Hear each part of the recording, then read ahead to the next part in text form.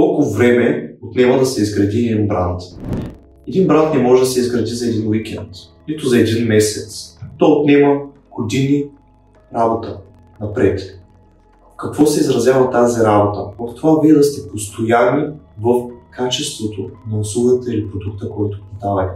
В това вие да имате една и съща визия, която визия да продължавате да я развивате. Всеки един пост, всяко едно видео, което правите, всяка една интеракция с вашите клиенти, всяка една визитка, която вие разтворите, това са едни малки семена, които семена години след това ще дадат вашия плод. Затова инвестирайте разумно и създайте една стабилна основа под формата на бранд, в която вие много добре знаете кои сте, какви са вашите принципи, в какво вярвате и какво искате да промените с вашата марка.